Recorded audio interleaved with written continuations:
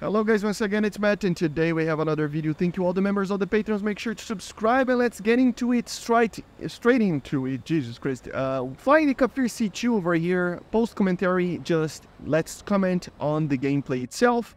I've flown a little bit of it with the Python 3s and they are very, very good missiles. Oh my god, the best missiles in the game probably. And this aircraft is very good as well, so you will see it's kind of weird. It is kind of weird. So yeah, F4EJ went for a head-on. I don't know why it went for that head-on.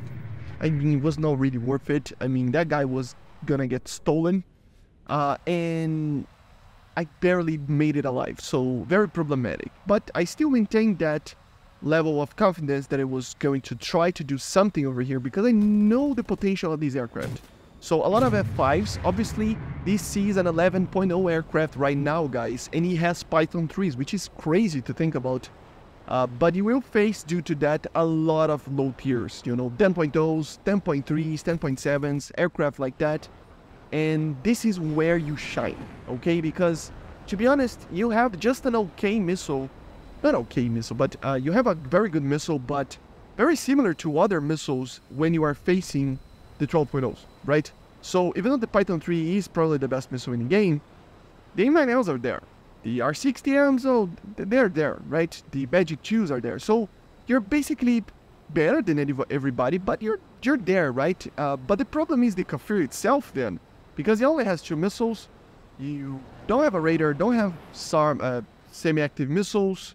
You're just relying on 2 IRs and then your cannon and your maneuverability. That's the 2 weapons that this aircraft has as a fighter, right?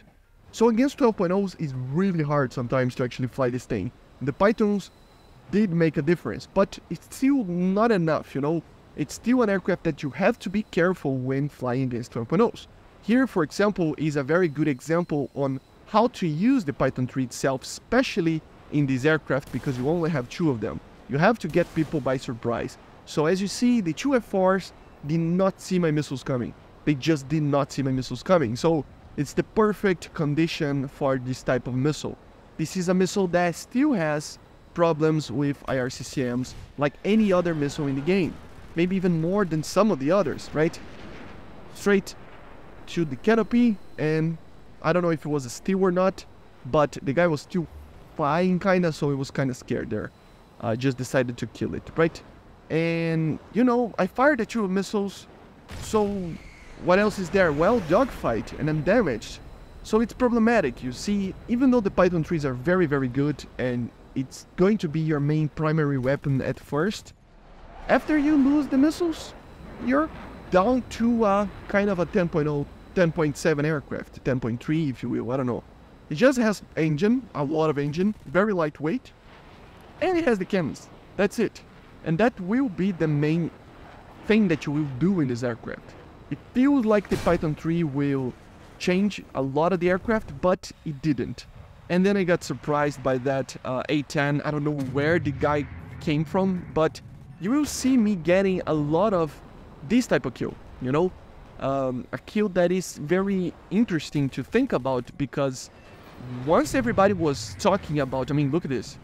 Everybody was talking about the Python 3 being added to the Kfir C.2 and C7 and all the other aircraft. And they thought, oh, yeah, man, my god, it will completely change this aircraft. Well, the Kfir C.2 is still quite the same, you know? You're still relying a lot on your cannons and your performance. So the Python 3s are just very good and very specific, like places, like this, for example. Because if not, if you're just spamming the missiles, you will miss a lot of missiles, and you only have 2 of them, so you really need to be careful with that.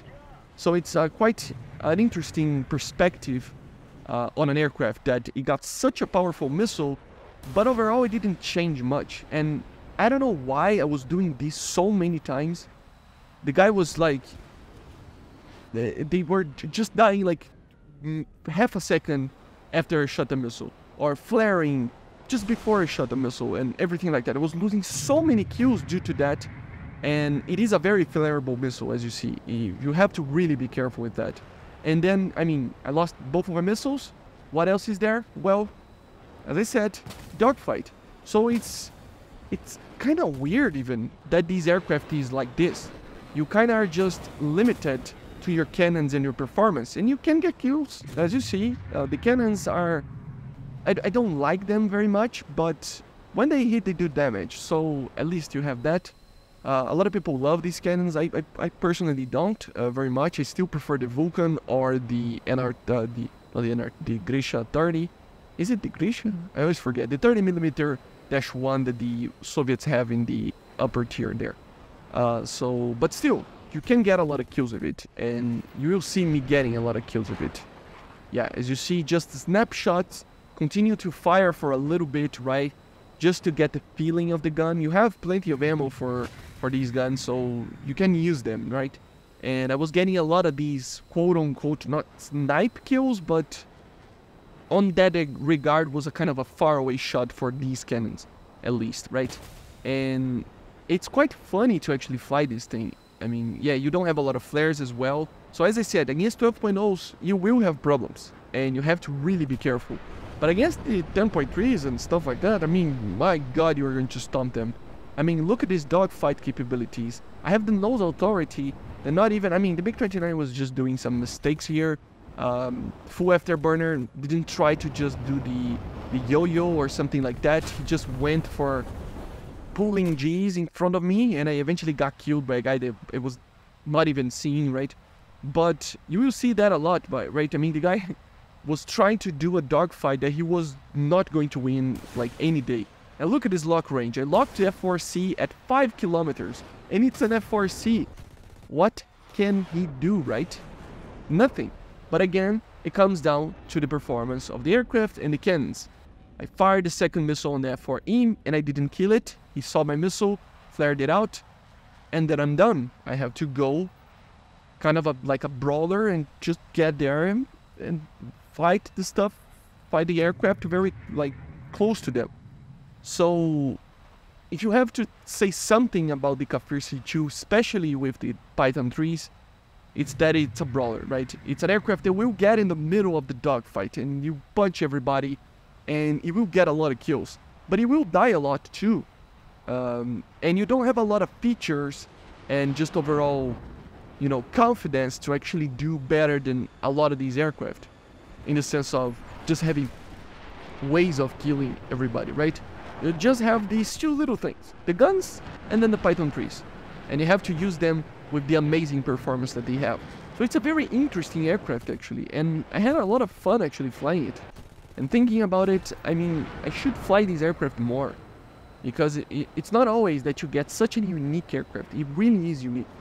And I know it's just a glorified Mirage, if you will, but the thing is that the J79 and the lightweight of these aircraft, together with the Canards and the Pythons, it makes for a very, very cool combination. So I just need to do less of just head-ons, basically. But yeah, guys, anyway, I hope you enjoyed. Make sure to subscribe. Let me know in the comments what you think about the Kfir C.2 with the Python 3s. If you think that more aircraft should get more missiles, different missiles. Do you think, for example, the MiG-23 MLD should get the R-73? Do you think the, I don't know, let's think, maybe a lower tier aircraft should get the A9M? Something like that. It would be interesting to see, right? These more modern missiles, again, in lower ranks. It's kind of weird and I don't like it, but there is a possibility of it. The Su-39, for example, receiving the R-73.